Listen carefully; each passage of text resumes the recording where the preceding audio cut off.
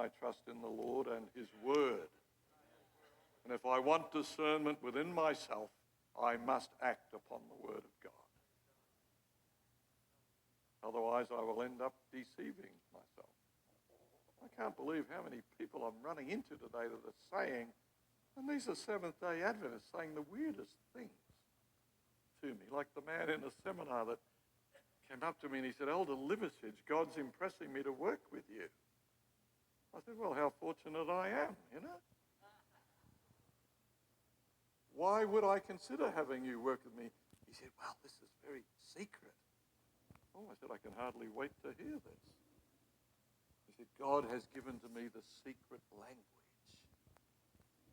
That if you speak this language, you can understand every word that's written in the book of Revelation. I could come to your seminars with you, and while you're teaching, I could teach people the secret language. I said, you know, I wouldn't mind hearing this language. Because I've believed for a long time that the gift of tongues is a gift of proper language, as it was in the beginning.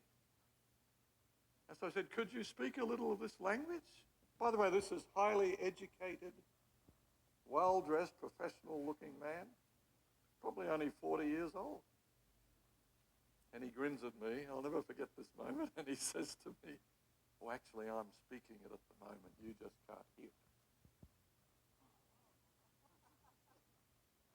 I said, well, it sounds remarkably like English to me.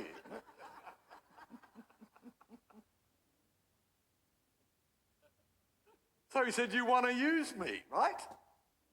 I said, wrong. And I'm saying to myself, how does such a well-educated man who appears to have everything together reach a point where he is so self-deceived that he thinks the understanding of the book of Revelation can be reduced? How nice that would be, wouldn't it? If we could all just learn the secret language and read through Revelation and I've got it 100% clear. No thinking involved, no digging involved, no praying for the Spirit's enlightenment. I just speak this language and there it all is. And I just shook my head sadly. I said, I'm terribly sorry, but I don't believe I'm going to be able to use you. One of the things that I've been slowly learning over the years is that there's no advantage, I'm going to say it again, to having advanced light. And dangerously even feeling a little bit superior, maybe. You know, like we have the truth. It's a dangerous thing to have the truth unless you are acting upon it. You will end up in danger of deceiving yourself. And you will lose spiritual discernment.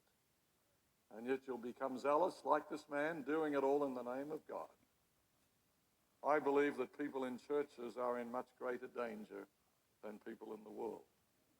Because I don't presume that people in the world have an understanding of truth, but I expect it when I'm in a church. And when somebody comes to me with such a lack of discernment, I know immediately that they're not acting upon what they know. And the cost is horrendous. So this third principle, and Jesus practiced this in ministry, he recognized you could even be in spiritual leadership and not have spiritual discernment unless you are acting upon what you know to be in the Word of God. How significant that is, huh? How significant. It's like the young pastor that called me